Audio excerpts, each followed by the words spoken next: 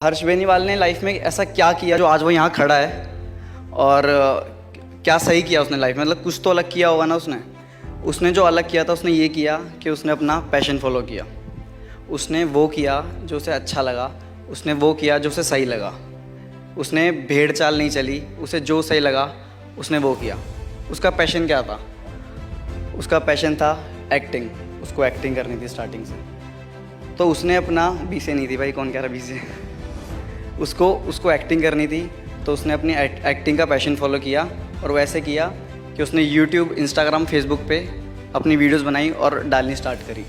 ये जब की बात है लाइक 2015 में मई में डब स्मैश आया था। आसपास डब स्मैश चल रहा था, सबने यूज़ किया होगा आई गेस डब स्मैश। तो उस डब स्मैश के अंदर ना काफ़ी गरीब एक्टर पैदा हुए थे, उसमें से एक गरीब एक्टर मैं भी था।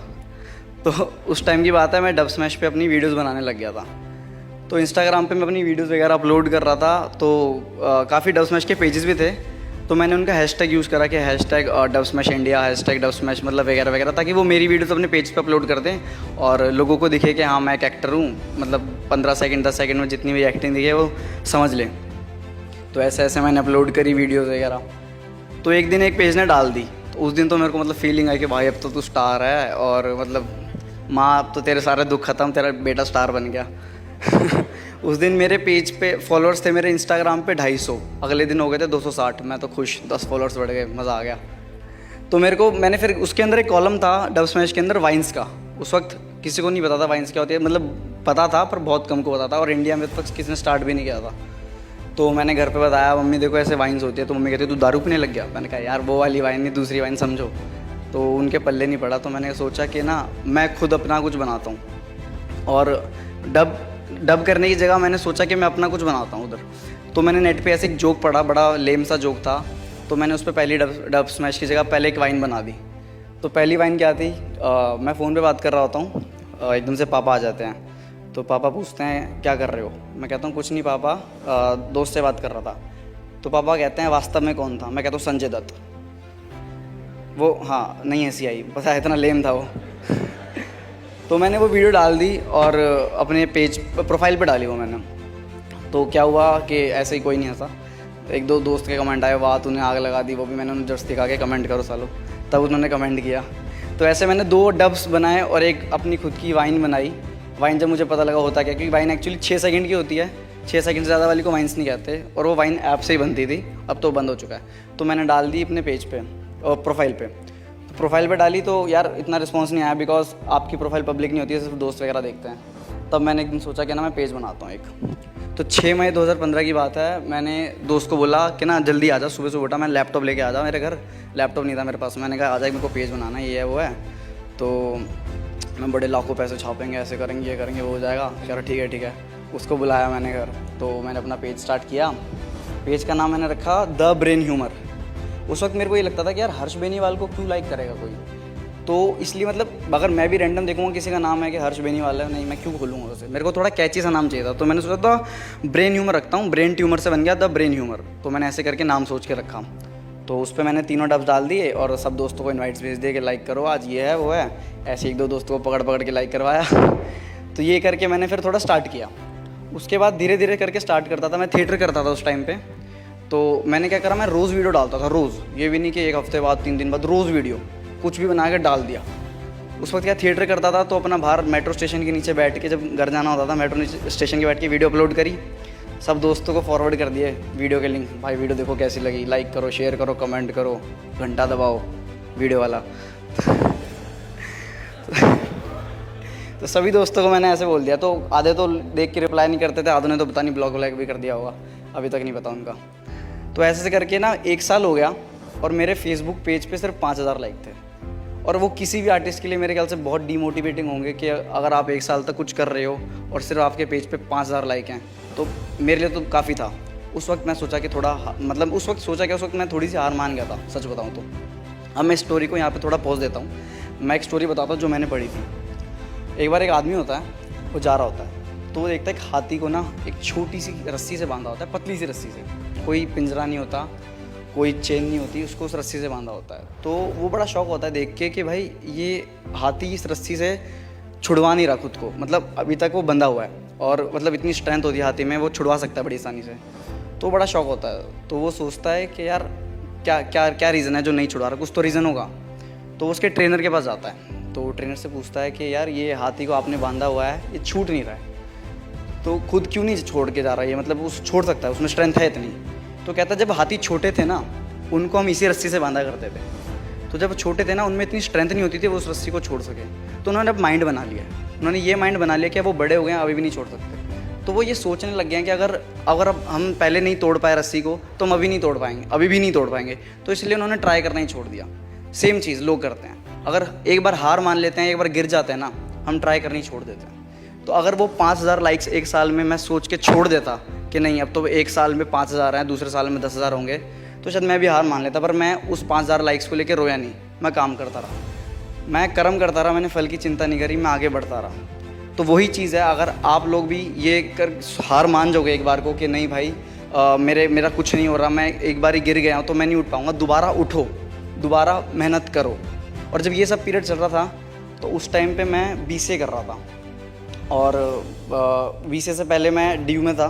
तो मैं डीयू छोड़ के बीसीए आया था, घर वालों के मतलब प्रेशर नहीं था एक्चुअली। क्या था, घर वालों ने पहले कहा था करना क्या है, क्योंकि घर वालों को ज़िद यही होती है कि पढ़ाई कर पढ़ाई कर, घर वालों को पढ़ाई के अलावा कुछ दिखता नहीं है, हरदम कहते रहते थे शर्मा जी के बेटे को देख, शर्मा जी के बेटे को देख। उन्हें क्या बताऊँ, मैं तो शर्मा जी की बेटी को देखता था।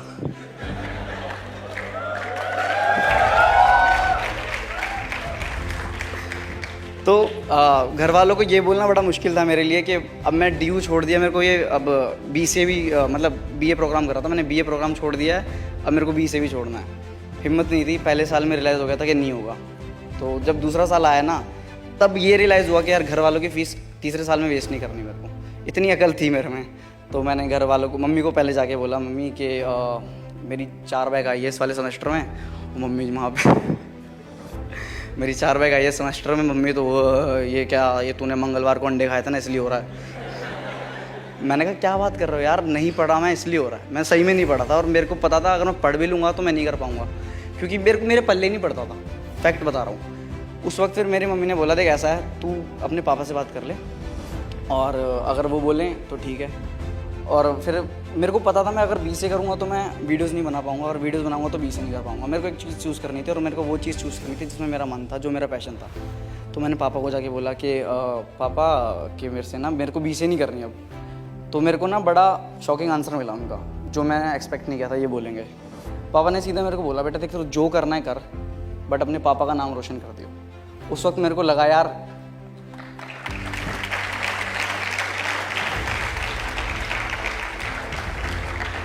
तो उस वक्त मेरे को ये लगा यार, अगर हमारे घर वाले इतना सपोर्ट करते हैं हमें, तो हम क्यों खुद रुक जाते हैं। हमें कोई बताने वाला नहीं होना चाहिए कि तू नहीं कर सकता, उसे हम बताने वाले होने चाहिए कि तू कौन है मुझे कहने वाला।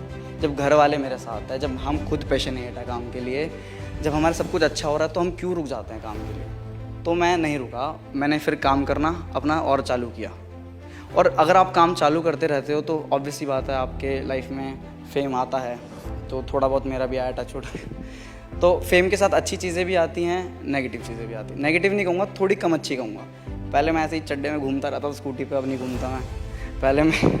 पहले मेरे को वीकली मार्केट के छोले भटूरे बड़े पसंद थे, ऐसे उंगली से चाट के खाता था, मैं वो नहीं खा पाता। तो हाँ, और पॉजिटिव चीज़ें जो आती हैं, जो मतलब बहुत ही अच्छी लगती हैं मुझे, कि आपका काम लोग सराहते हैं, कहते हैं कि आप बहुत अच्छा कर रहे हो, आपके पास मतलब आपका काम लोगों तक जाता है ना, और वो आपकी तारीफ़ करते हैं कि भाई तूने आग लगा दी इस वीडियो में, तूने ये कर दिया, वो बहुत अच्छा लगता है। और जब लोग आके मिलते हैं ना, और जब उनके हाथ थोड़े ठंडे से होते हैं, उनके आँखों के आसपास पानी होता है, और जब तुम्हें हक करते हैं सीधा, मतलब वो थोड़ा कतराते हैं हक करने में, उनको लगता है कि मेरे को बुरा ना लग जाए, बट ऐसा कुछ नहीं है, और वो थोड़े से शिवर कर रहे होता है। तो मैं जाके खुद ही उन्हें हक करता हूँ कि भाई मत डरो, मेरे को तुमसे ज़्यादा मज़ा आ रहा है तुम्हें हक करने में। और वो जो सुकून मुझे मिलता है ना, कसम से वो किसी चीज़ में नहीं मिलता, जब उन लोगों को हक करने में मुझे मिलता है। तो यही चीज़ है कि यही आपको मोटिवेट करता रहता है आगे लाइफ में आगे बढ़ने के लिए, आपको आगे जाने के लिए। तो एक स्टोरी और बताऊंगा मैं। एक आदमी था, और वो नौकरी करता था सिक्योरिटी कुछ की, मतलब मेरे को ढंग से याद नहीं है। तो उस वक्त वो कुछ $100 कमाता था पर मंथ। तो वो 65 मतलब 65 साल का था, और वो सेटिस्फाइड नहीं हुआ उस टाइम पे। उसको लगा कि अब उसको कुछ चेंज करना चाहिए। तो उसने अपने दोस्त को एक रेसिपी बताई। उसने बोला कि भाई ये रेसिपी है, और ऐसे ऐसे मेरे को ये कुछ करना है। तो उसने बोला बहुत बढ़िया है, तू कर। उसने रेस्टोरेंट्स में जाके अपनी रेसिपी पिच करी। उसने बोला कि ये मेरी रेसिपी है, ये देखो। तो उसने कहा कि मेरे को पैसे भी नहीं चाहिए, मुझे थोड़ी सी परसेंटेज दे दो और आप ये रेसिपी लो और अपने होटल में बनाओ। उसको सब ने मना कर दिया।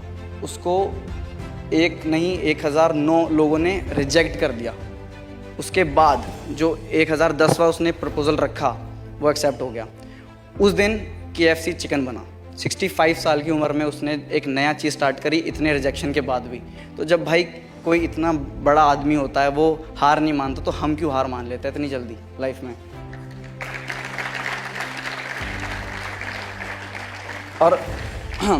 और मेरे से बहुत लोग पूछते हैं कि जो यूट्यूब है वो एज अ करियर ऑप्शन है या नहीं है। तो मेरे हिसाब से यूट्यूब बहुत अच्छा करियर ऑप्शन है अगर आप कुछ चीज़ें माइंड में रखो तो। पहली बात कि ये सिर्फ पैसे और फेम के लिए मत करो। मैंने आज तक नहीं सोचा था कि पैसे आएंगे, फेम आएंगे। मुझे तो खुद नहीं पता था पैसे आते कैसे हैं। 1 साल तक मैं तो वीडियोस बना रहा था, उसमें खुश हो जाता था। तो ये मत सोचो कि पैसे आएंगे या नहीं आएंगे, बस अपना काम करते रहो। और ये इतना अच्छा है क्योंकि ना इसमें सब ज़ीरो से ग्रो होते हैं। कोई नेपोटिज्म नहीं है इसके अंदर, कोई गॉडफादर नहीं चाहिए तुम्हें आगे बढ़ने के लिए। आप ज़ीरो से ग्रो होगे और मतलब फिर उसके आगे ग्रो होगे, सब इक्वल है। तो मेरे हिसाब से इससे अच्छा प्लेटफॉर्म कोई नहीं है। और अगर आपको कुछ करना है, यहाँ पे बहुत लोग होंगे, किसी को इंजीनियर बनना होगा, किसी को डॉक्टर बनना होगा, काफ़ी को यूट्यूबर भी बनना होगा। तो यार अगर आप करना चाहते हो यूट्यूब करना चाहते हो तो प्लीज़ आपसे एक रिक्वेस्ट है, एक तो घर वालों से ज़िद ना करो कि मुझे 1 लाख 1.5 लाख के कैमरा दिला दो, बिकॉज आपको पता है वो आपको दिला देंगे और आपको ये नहीं पता होता वो क्या क्या सेक्रीफाइस करते हैं आपके लिए, ठीक है। और वो कहीं से भी दिलवाएंगे आपको, चाहे वो खुद सोचते हो कि नहीं ये हम नहीं कर सकते, कुछ रोकेंगे, अपने खर्चे रोकेंगे, आपको दिलाएंगे बस कि मेरा बेटा खुश हो या मेरी बेटी खुश हो जाए। तो प्लीज़ उससे ज़िद मत करो। मैं सच बताऊं, मैंने अपना पहला कमाई का कैमरा ना पिछले हफ्ते लिया। पिछले हफ्ते, उससे पहले। और जब मैंने कैमरा लिया ना, मेरे से ज़्यादा ना मेरी माँ खुश थी। इसलिए नहीं कि उसके पैसे बच गए, बस इसलिए कि मेरा बेटा आज कुछ कर रहा है। तो मैंने उससे पहले कैसे, मैं 1.5 साल तक फ़ोन से वीडियो बनाता रहा। उसके बाद कुछ टाइम बाद मैंने दोस्तों से कैमरे उधार लेके वीडियो बनाया कि भाई कैमरा दे दे, मेरे को वीडियो बनानी है। और दोस्तों से जैसे उनके तो फोटोग्राफी वगैरह चलती रहती थी, तो उनसे कहा कि कैमरा दे दो, करनी है। तो प्लीज़ घर पे ज़िद मत करो कि मेरे को कैमरा दिला दो या ना दिला दो। अपना अगर आपको काम करना है ना, फ़ोन से भी अच्छी वीडियोस बन जाती है। इस काबिल बनो कि खुद का एक अच्छा कैमरा लो और फिर धड़ाधड़ वीडियोस बनाओ, फिर देखो क्या मज़ा आता है।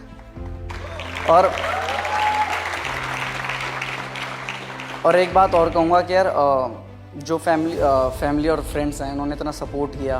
पहले बात तो thank you so much my friends and family, जो भी मेरे साथ हरदम से रहे हैं और जिन्होंने मुझे रास्ता दिखाया, जिन्होंने मेरे को मेरे बुरे टाइम में मुझे बताया कि नहीं तू कुछ कर सकता है। क्योंकि यार हम भी इंसान हैं, मैं भी डीमोटिवेट हो जाता हूँ लाइफ में कभी ना कभी, तो चाहिए होता है कोई बताए। जैसे आज मैं आपको बता रहा हूँ, ऐसे मुझे भी लोग बताते हैं। तो ये हम इंसान हैं, हम कोई वो नहीं है कि रोबोट है और हमारे अंदर फीलिंग्स नहीं है। मैं इतनी छोटी बात से परेशान होता हूँ कि मेरी एक वीडियो पे पिछली वीडियो पे 2 मिलियन व्यूज़ थे, तो इस वाली पे 1.9 क्यों आए हैं। तो ये होता है, सबके साथ होता है। तो प्लीज़ वो छोटी छोटी चीज़ों से परेशान मत हो, मैं काफ़ी हूँ उसके लिए, आप लोग मत हो। तो वही चीज़ है। और मैं जैसे बता रहा था कि मेरे फ्रेंड्स और फैमिली हैं, उनको सबसे मतलब थैंक्स कहना चाहूँगा हरदम सपोर्ट के लिए। और जो आप लोग हो, सबसे बड़ा आपके पास मतलब आपको थैंक्स कहूँगा, क्योंकि आप लोगों ने एक नॉर्मल से बंदे को इस लायक बनाया कि आज यहाँ पे खड़ा होकर कुछ बोल रहा है। तो thank you so much all of you.